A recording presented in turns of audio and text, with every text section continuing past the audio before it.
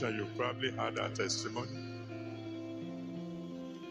Wealthy woman living somewhere in the center of the town. I don't want to mention the name. On a story building, dry ground all around, no marshy ground. And she sat down to eat pounded yam. And all of a sudden, out of nowhere, Hey, hello viewers, you're welcome to Living Word Vlogs.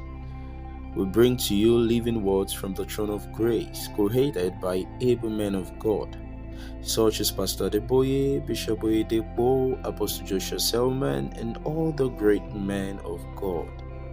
Like we know that the word of God is powerful, is sharper than any two-edged sword, and capable of meeting every need appropriately if appropriately applied, and it's also able to transform your life from an unpleasant situation to a very desired one. Kindly do well to listen and act on every word of God spoken by these great men of God. Also, if you have not subscribed to this channel yet, kindly do so and like this video, share it, and leave in the comment section below what your thoughts are about this video. See you at the end of the video. Have a pleasant viewing. liberty is freedom from every form of bondage. You can read Leviticus chapter 5, verse 10. Leviticus 25, verse 10. So anybody who says you can't go free, when God declares Jubilee, will be fighting against God. And I'm yet to see somebody who fought against God and won. That fellow is not yet born. Then when we talk about deliverance, many a times some of us think that for someone to be in need of deliverance, it must be somebody who is raving mad. We think he's possessed by demons. When you see him, his eyes are red. The hair on his head is standing up. But someone could be under the influence of demonic forces and he might be sitting quietly near you now. Because in Mark chapter 1, from verse 23 to 27, Mark 1, 23 to 27, the Bible tells us that Jesus came into the temple and there was a man there with an unclean spirit. He was in church, sitting down cool, joining them when they were singing hymns. Nobody knew that there was a little devil living inside of him until Jesus showed up. And then the demon inside began to manifest. I expect demons to manifest here tonight. But after their manifestation, they will be ejected. So what I'm about to do is that in the next few minutes, I will try to describe some activities of Satan. And by the time I mention them one by one, I will try to cover as many as possible. If you discover that the case is describing you, then get ready for deliverance.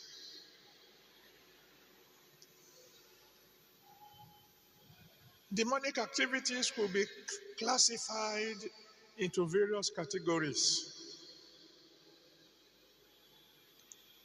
There's none of them that is good, but maybe I will take them in order of how bad. The first category is called oppression. Oppression. That's when the devil is sitting on you. And I thank God for the testimony we had tonight of that lady who said she was always carrying something as heavy as a bag of rice on her head until God intervened. And if you are carrying any bag of whatever on your head, you are going to be free tonight also.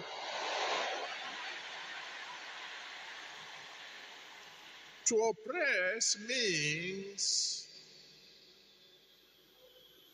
prevent from rising, prevent from increasing. It means sit upon. It means put a ceiling as to how high the fellow can go.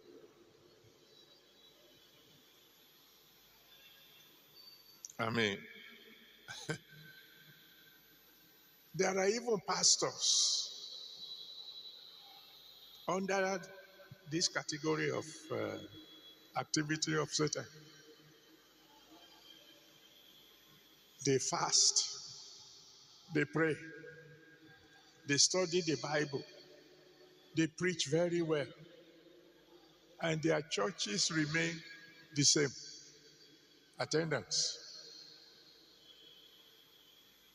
50 last week, 50 this week, 50 a year ago.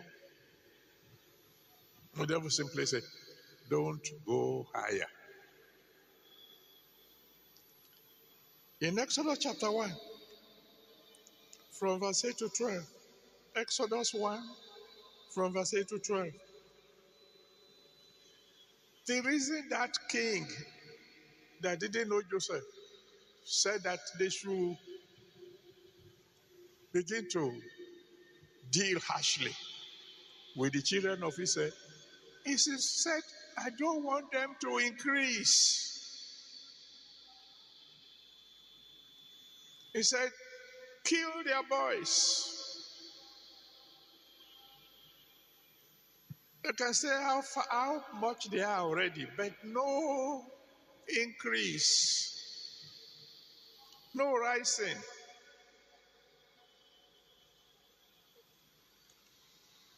And I give you a practical example.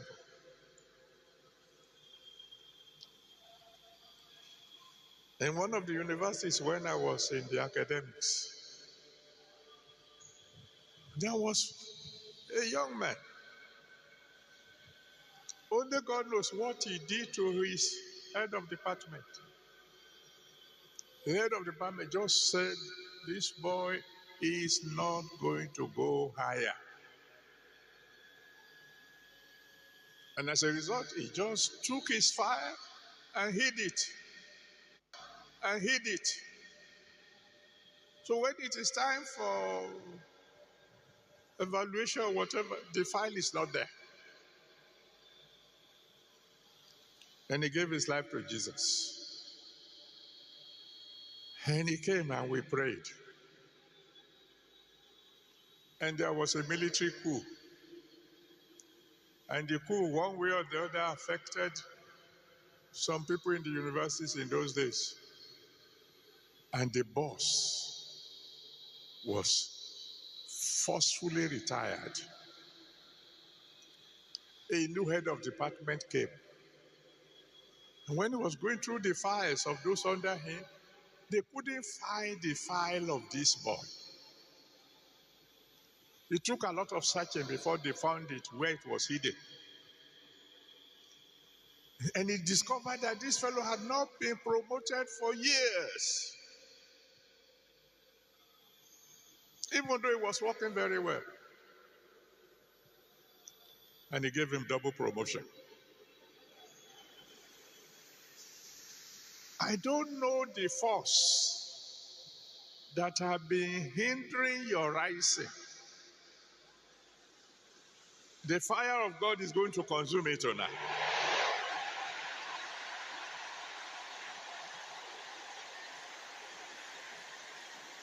So if you have been stagnant, you're doing well. Every time they do what to call it, and every time they check on how well you are doing, they give you good, glowing reports.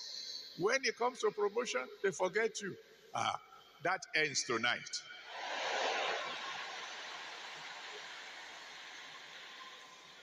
But there's something worse than oppression.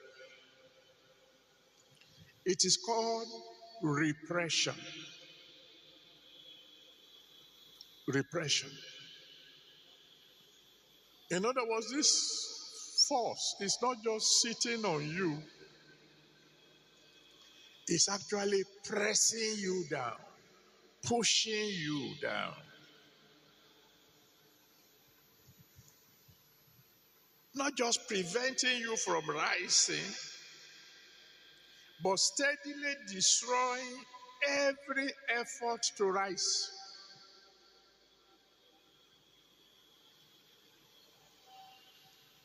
In Judges chapter 6, from verse 1 to 6, Judges 6, from verse 1 to 6, the Bible tells us of when the children of Israel offended God and he handed them over to the Midianites for 7 years. The Bible says the Midianites will stay away, allow the children of Israel to plant,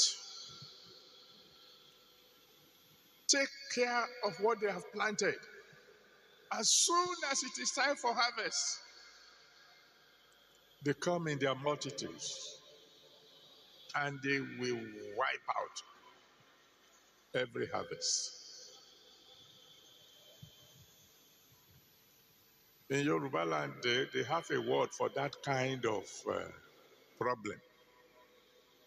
They call it agbana. You make the money. But at the end of the year, you can't see what to spend it on. Many a times, with all the money you make, at the end of the month, you are still in debt.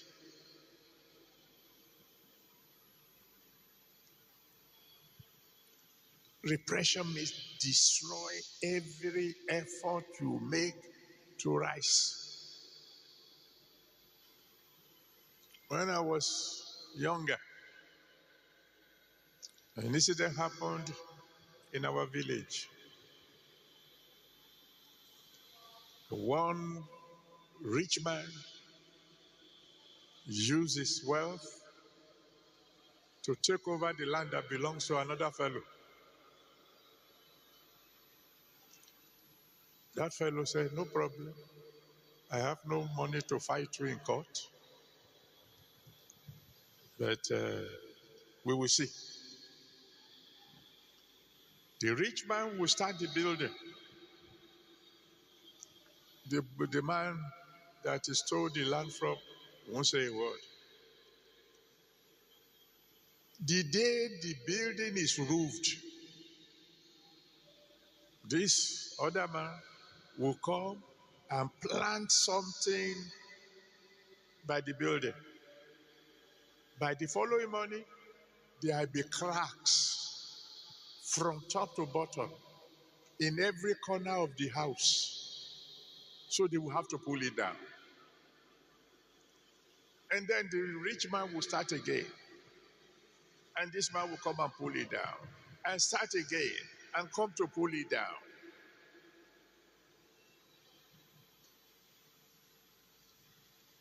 whether it is your fault that the enemy has been pushing you down or not. Because this is the year of Jubilee, the fire of God will descend.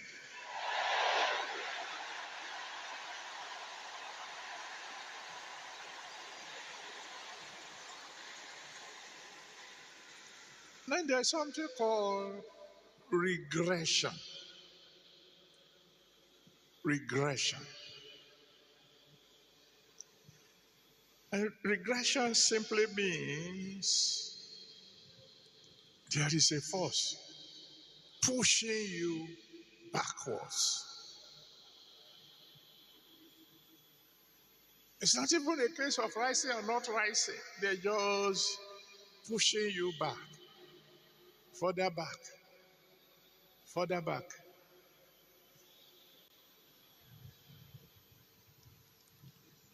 Like the story I told in the poem earlier today. It's the story of the lady in Mark chapter 5, from verse 25 to 34. Mark 5, 25 to 34.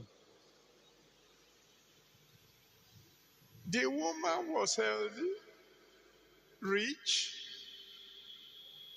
until the devil stepped in. And then, on a daily basis, she was bleeding until she had spent every kobo. And instead of getting better, she grew worse. If God has not intervened, only God knows how the story would have ended. Regression is steadily pushing back until there's nothing left.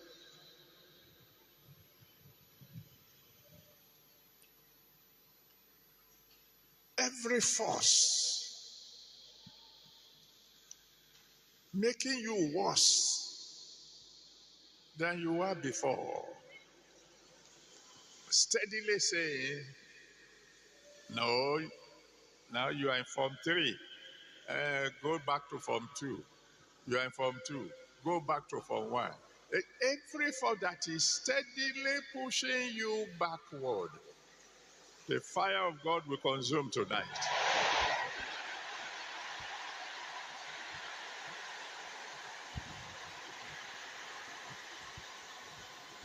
Some of you know the story of this woman. At least if you are old enough in the mission, you probably had her testimony.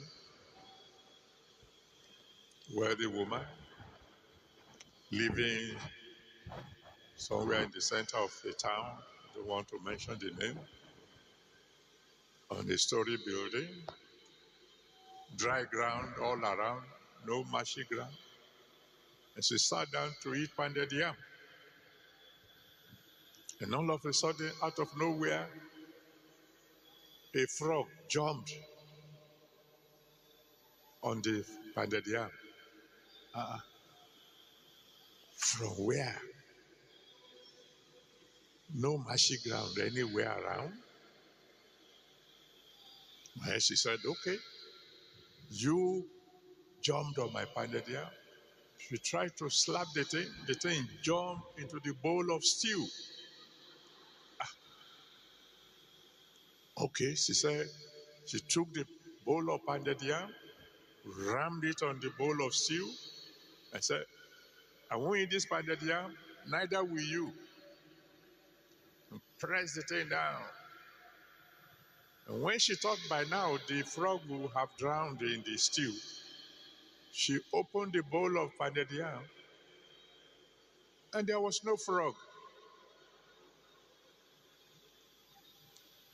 But from that day onward, she began to cough. The kind of coughing that when she will be coughing, she will be urinating. She went everywhere.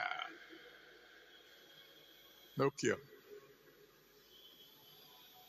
Until one day she heard that we were holding a program in the town.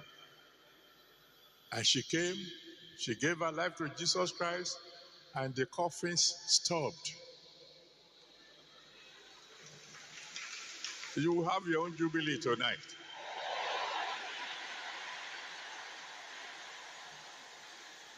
But the story is more beautiful in that the demon that was causing her to cough, when it left, it went back to sender. And so the woman who sent that demon now began to cough. And she came to the one who had been delivered and said, I don't know how you did it, but the demon I sent against you had no cure. It has returned to me. What do I do to be free? May I decree to someone here today, every attack from the enemy will go back to sender.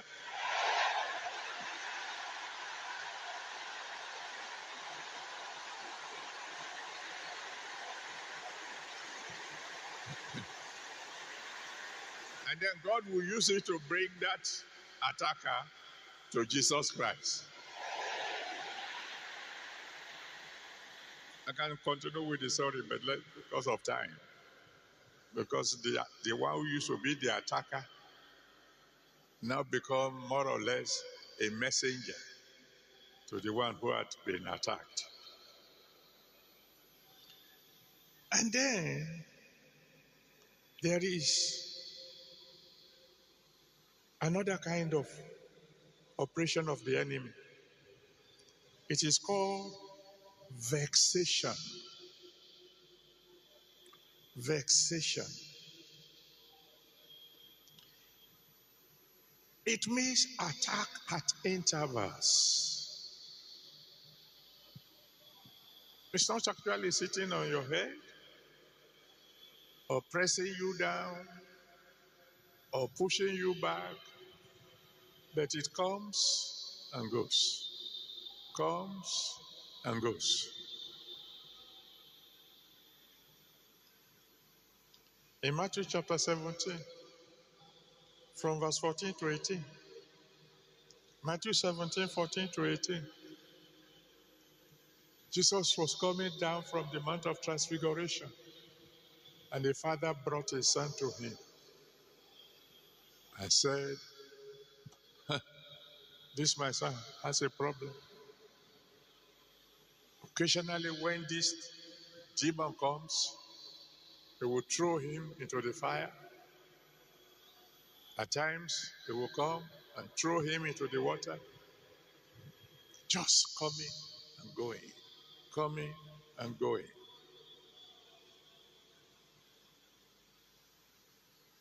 Some of us have that kind of problem. Today you are okay. And then another time it comes and creates a problem.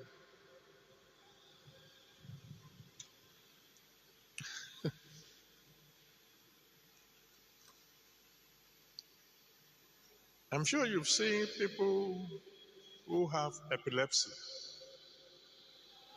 If you have never seen them, glory be to God. I only pray that you will never see them. It will come, it will attack at a time that will bring tremendous embarrassment to the fellow being attacked.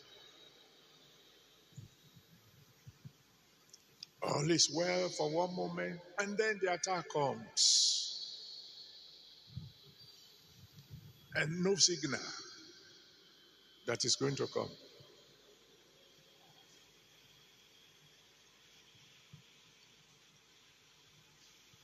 There was a sister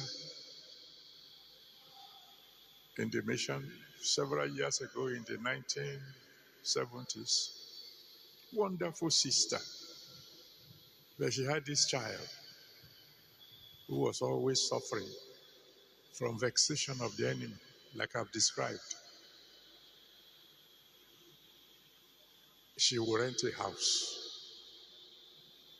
and everybody would welcome her because she was nice. And everything was going fine until the son has an attack.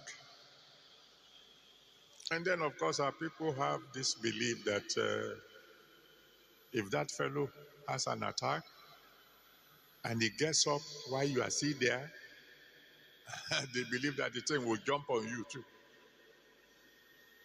So as soon as the child has the attack, the landlord will chase her out of the house. Woman, you are nice, but we don't want danger here. And she's been moving from one house to another. Until one day, right in the center of the town, she was going to the market with the child. Right in the center of the town, the child had an attack. So it can no longer be hidden. The child had the attack, everybody fled. And then she grabbed the child and looked up to the Almighty God and said, Father, my secret is out now. I have no help except you. Arise for me.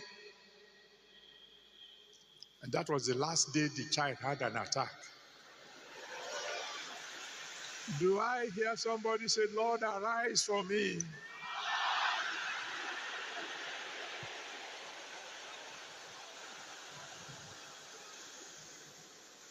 And then there is another kind of activity of Satan, and it's called obsession.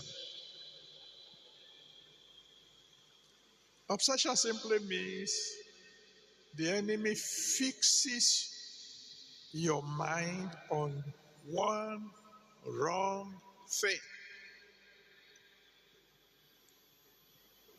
knowing fully well that thing is enough to finish you. Oh, for some, it is something you can't even believe to be dangerous. It could be food.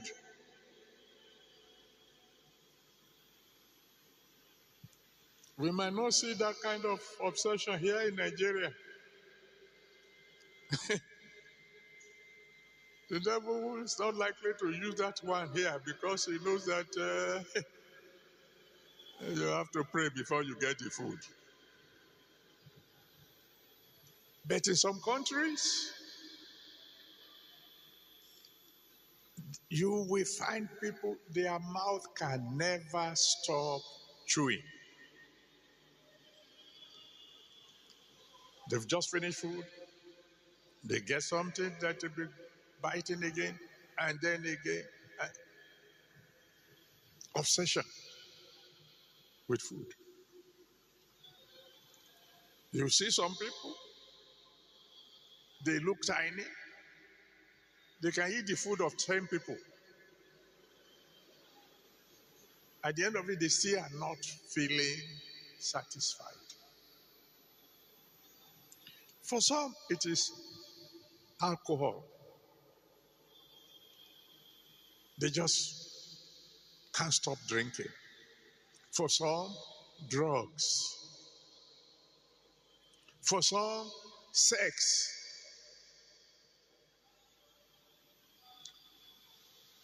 Oh, it troubles even married people. They can't pass a day without having sex. It is called obsession. That is what destroyed Samson. Somehow, he must look at strange women. When he couldn't find one quickly to marry, and then he looked for harlots. There must be strange women. And it finished him.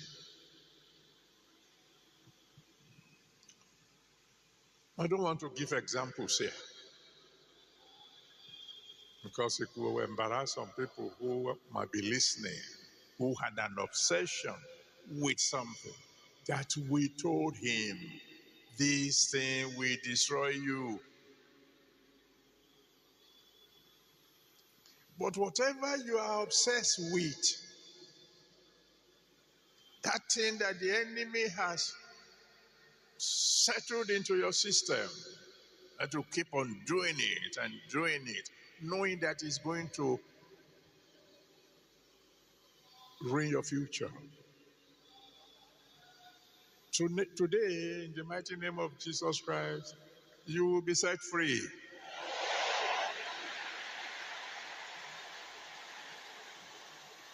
And then there is one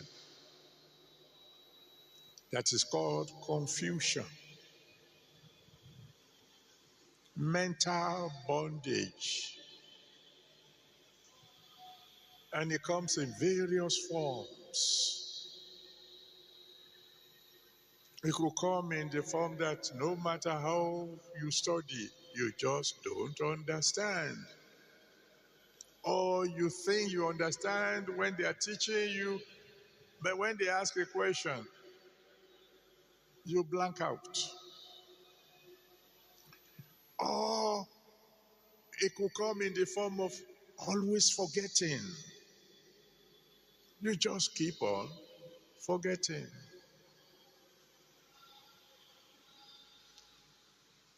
Or it comes in the form of not even knowing what you are doing. Take the story of Nebuchadnezzar in Daniel chapter 4. Daniel 4, from verse 28 to the end. Daniel 4, 28 to the end. The king woke up one morning on the throne. The attack came. And all of a sudden,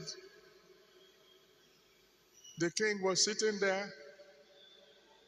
And the wife said, Your Majesty, what will you have for breakfast?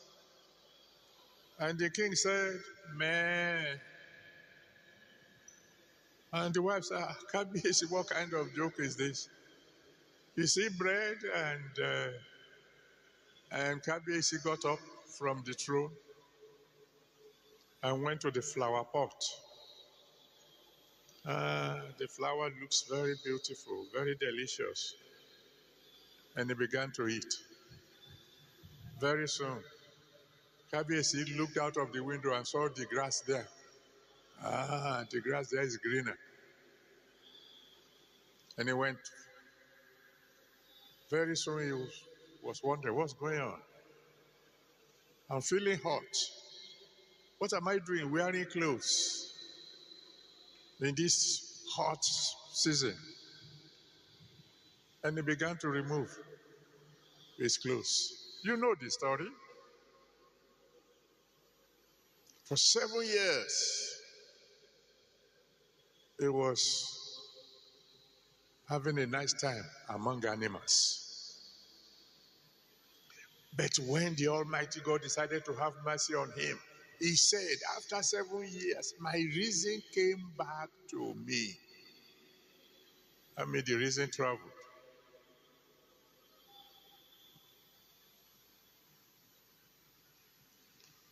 When the enemy attacks someone with confusion, he will begin to call what is good bad and what is bad good.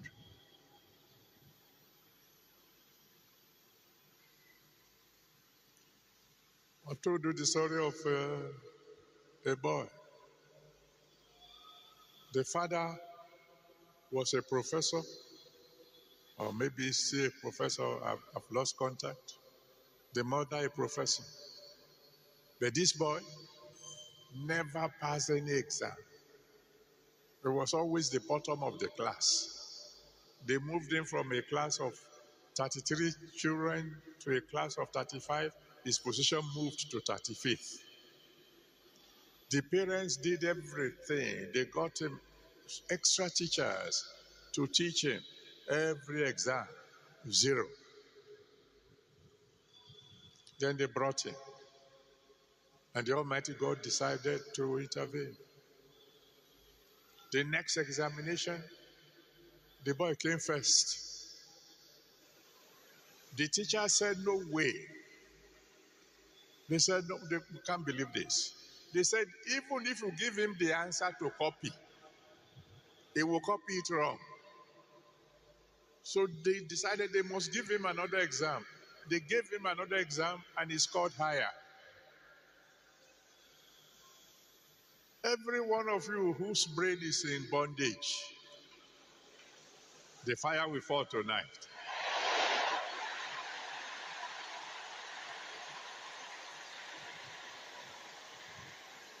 And then that brings us to the big one.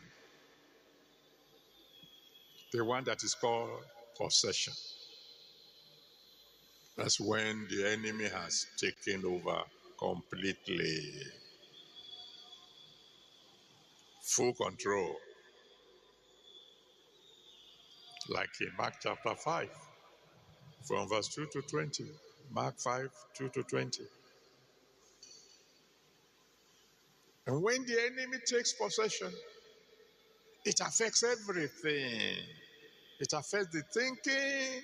It affects even the actions. It affects the body. The madman of Gadara was not just mad. He was cutting himself with stones. When the enemy takes over completely, the fellow possessed will be doing things that he knows will destroy him. He was cutting himself with stones.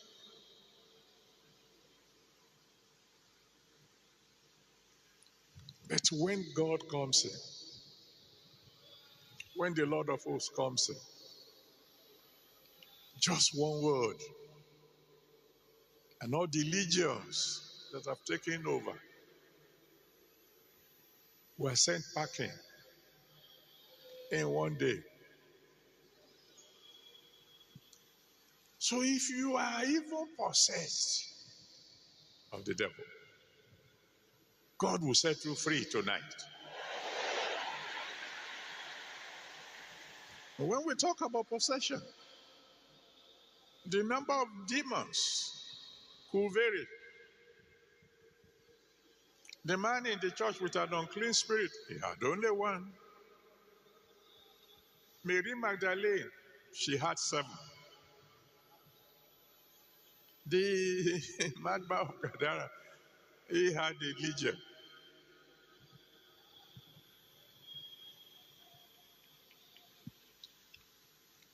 I remember one funny story.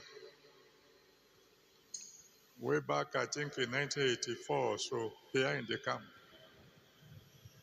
Because in those days, if anybody goes crazy, they bring them here. We have a little hut for them where we put them and pray until they get well. So one had been around, I think, for about 4 or 5 days, and it was already returning to normalcy.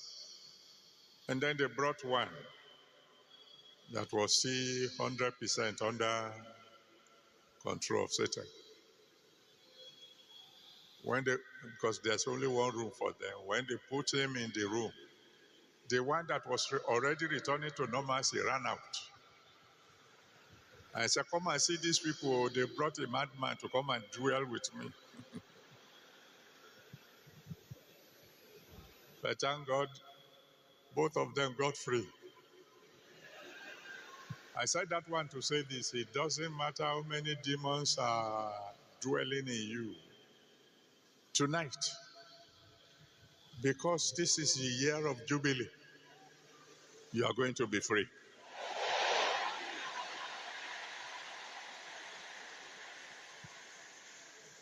You're going to be free because declaration of jubilee is actually a declaration of war. God is saying to the master, I decree, let your slaves go. And if you don't let them go, I will deal with you. And they have no choice in the matter. When they try to fight back, the one who is called the Lord of Hosts will operate. So tonight we are going to do something we used to do when we were in the first auditorium. At that time we were few and we had space. We stopped doing it when, may God forgive us, we became many and we didn't have much space. When it is deliverance night in those days, we got our boys to begin to beat war drums.